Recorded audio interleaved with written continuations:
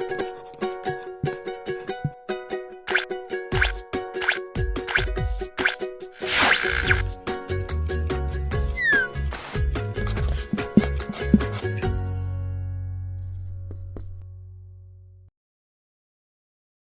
name is Amanda Cremone. I am a graduate student here at the University of Massachusetts Amherst. My research is looking at the effects of sleep on the behavior of young children. There's a lot of facets to that type of study. We do some stuff in classrooms where we test children's behaviors after they nap versus when they stay awake. Part of what I do is also inviting the children and their families to come to the lab.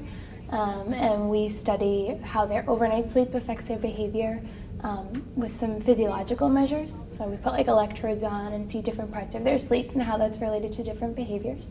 So I'm from a small city outside of Boston, and truthfully I never thought I would have a career in science.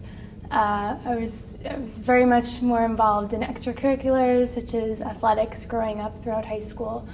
And sort of my education was just more of something that was expected of me rather than something I expected of myself. However, it became a challenge to me when some of my teachers would sort of push me to do better. I recall one time when I was signing up for high school classes, electives, I wanted to take a biology course that was advanced, and my teacher told me that from the area where I was from, typically didn't choose science as a career. They stuck more in the field of liberal arts and things of that nature. So it was more spiteful for me to actually get involved in science at the very beginning, but then it evolved into a passion. So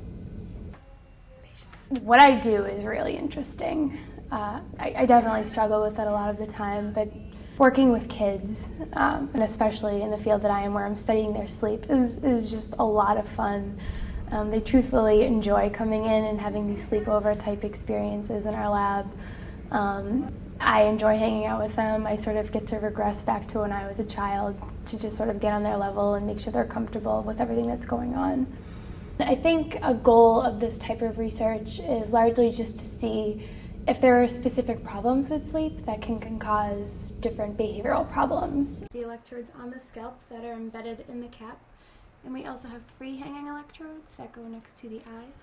And then the chin. And then two that go to the chin that record muscle tone. And then two behind the ears that we're putting it on the bone, and so that usually acts to kind of filter out any sort of noise that would come from like the scalp. So, and in identifying those, we hope that we can correct those and improve behavior. How would you describe the people you work with? They're great. It's funny because they're a lot like me. We all have this sort of hard-headedness and really strong ambition and things like that. So, I mean, we bump heads sometimes, but it's really great. And in this lab especially, and here at UMass Amherst, it's really collaborative. People are always there to support you.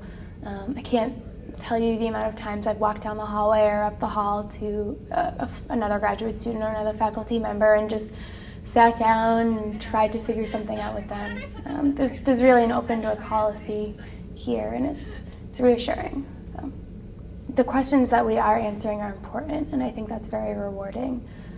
Sleep problems are common during childhood and actually throughout development, and they're associated with nearly every disorder, disease, or form of psychopathology that you can think of. And it wasn't until recently people started noticing that. And that's why the field is so up and coming right now.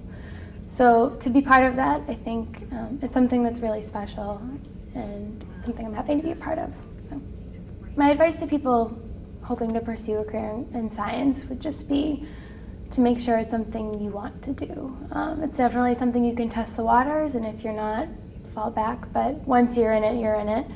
So you really have to be dedicated and committed. Like I said, the only boundaries that you're confined to are the ones you set to yourself. So if it's something you want, you can do it.